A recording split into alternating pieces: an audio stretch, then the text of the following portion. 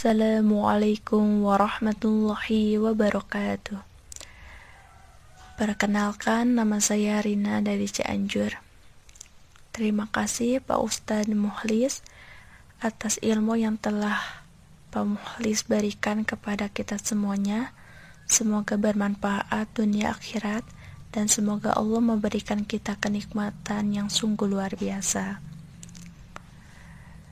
Alhamdulillah, dengan wasilah sholawat ini Allah memberikan saya dan keluarga kenikmatan yang sungguh luar biasa.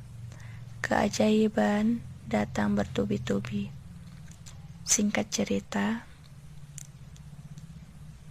1 bulan ke belakang saya pernah mengalami ditipu orang. Ya, itu salah besar gitu ya, karena saya menilai bahwa dia adalah sosok orang yang dipercaya, yang mengatasnamakan teman sendiri, dan pada akhirnya dia bukanlah teman waktu sekolah, tapi sesungguhnya dia adalah seorang penipu yang mengatasnamakan teman saya sendiri. Saya dengan mudahnya percaya bahwa dia adalah teman saya. Padahal dia bukanlah teman yang saya kira. Singkat cerita, dia kan katanya gini ya, Rin, apa kabar? Sekarang kamu masih transaksi pulsa bukan? Kalau masih, tolong dong isinya itu yang tidak sekira-kira ya. Kan kalau misalkan teman gitu ya, kalau ngisi itu yang 50, 100 ini 300, 500 sampai akhirnya mencapai 2.600.000. Dari sana sudah ada prasangka buruk, tapi mana mungkin gitu ya. Nah, hati mengelak, mana mungkin dia nipu, mana mungkin sih dia bisa berlaku seperti ini. Tapi dengan hati yang kebingungan, ya sudahlah, mungkin dia sangat membutuhkan, dan sesama manusia, sesama umat, kita harus saling membantu. Dan akhirnya Rina dengan kerendahan hati membantunya tanpa perhitungan gitu. Katanya nanti ya uangnya akan ditransfer. Nah, pas pagi Rina lihat di m-banking ya, ternyata tidak ada. Nah, pada saat itu dua orang yang sama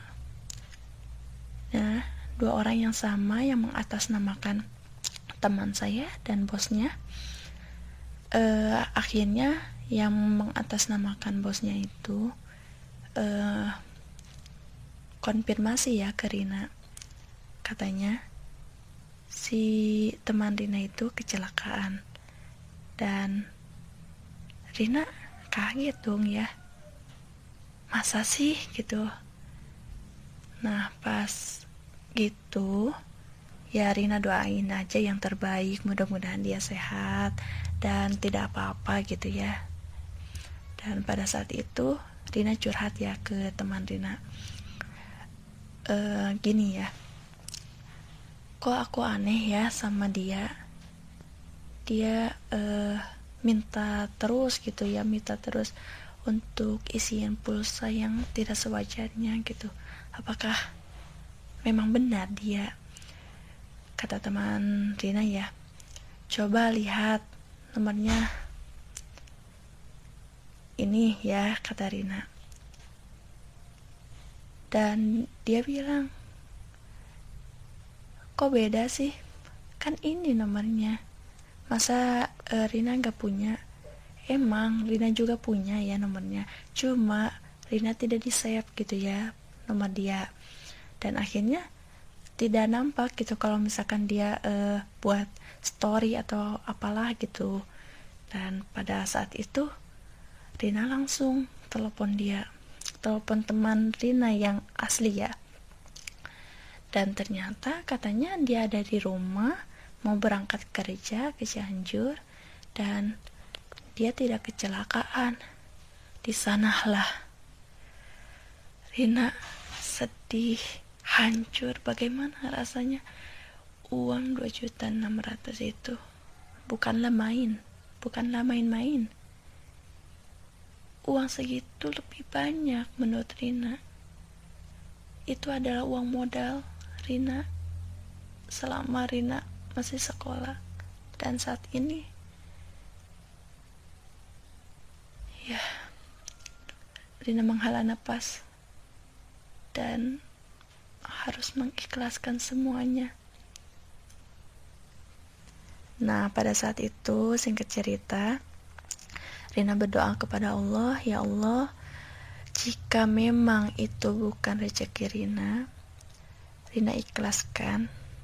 Tapi jika itu rezeki Rina, maka kembalikanlah dan gantilah dengan berlipat ganda. Itu yang Rina curhatkan kepada Allah. Dan pada saat itu hati terasa tenang, damai, dan alhamdulillah Allah memberikan Rina kemudahan. Di sanalah Rina terus bersolawat, ya Allah berikanlah Rina kemudahan gitu ya. Rina tidak bisa lagi gitu. Orang tua tidak tahu karena Rina takut gitu ya, takut membuat beban orang tua, dan akhirnya Rina pendam sendiri. Dan pada saat itu Rina berdoa, ya Allah berikanlah Rina kemudahan dan berikanlah modal 1 juta saja gitu ya. Rina sambil berdoa dan sambil bersolawat gitu ya, solawat Jibril Sallallahu ala Muhammad yang itu. Dan setelah sholat 5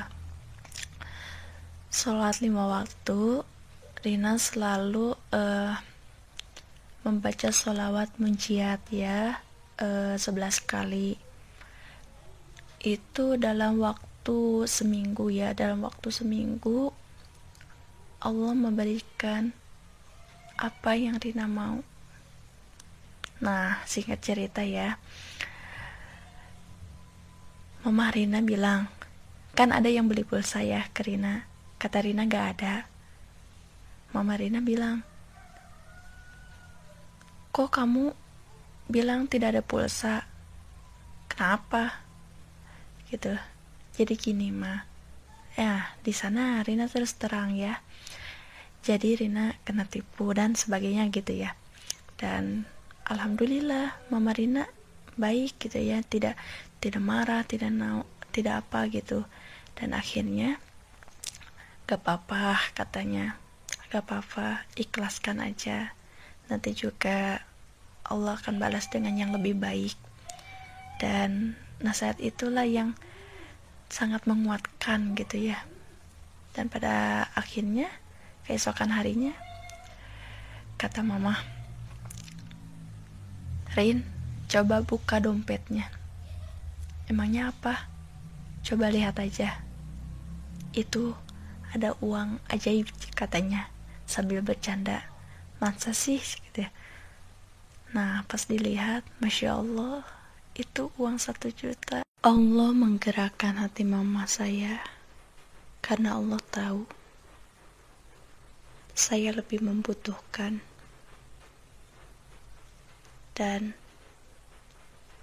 dengan mudahnya Allah mengabulkan apa yang saya mau.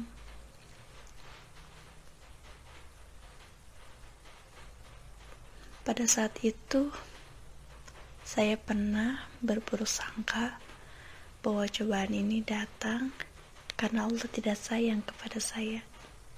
Padahal itu salah besar.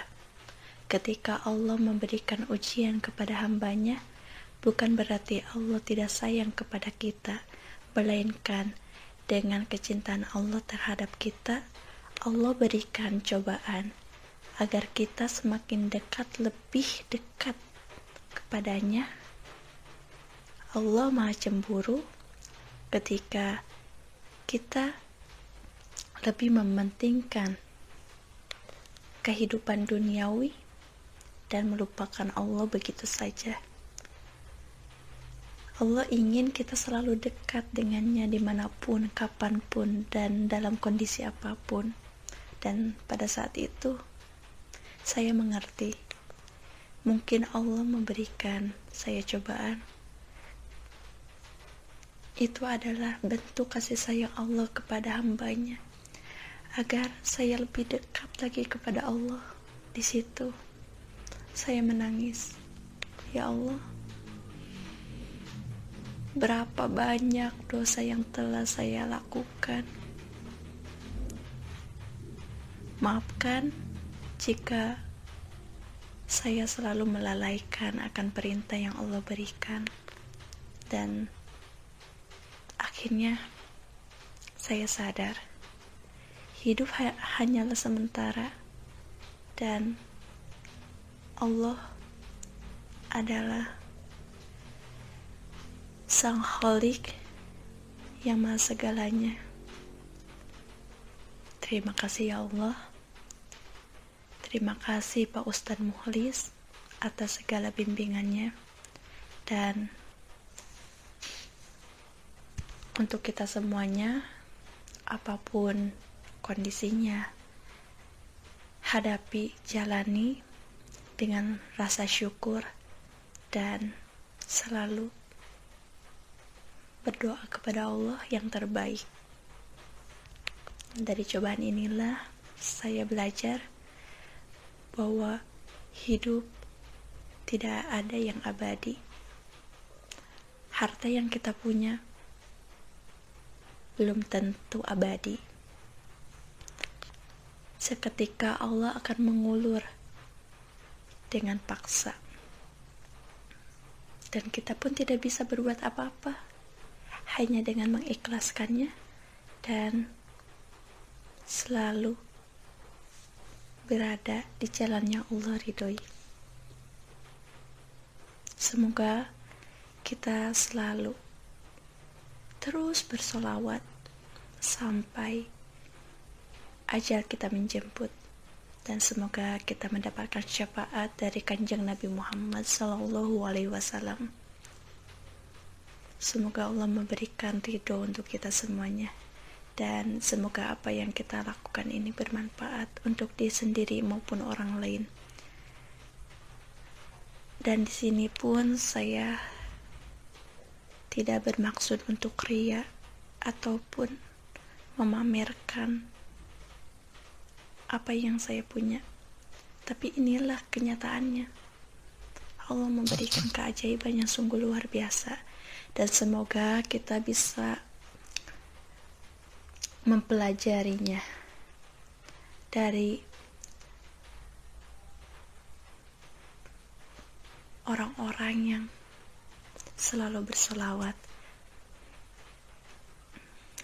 Ya, saya sadar saya belum bisa seperti kalian semuanya yang bisa tembus 25.000 dan sebagainya. Rina hanya bisa 15.000, 18. Itu pun tidak konsisten. Tapi Allah dengan mudahnya mengabulkan segala apa yang Rina mau. Itu adalah kuasa Allah. Ketika Allah berkehendak, kita tidak bisa berbuat apa-apa, hanya rasa syukur dan kebahagiaan yang kita rasakan.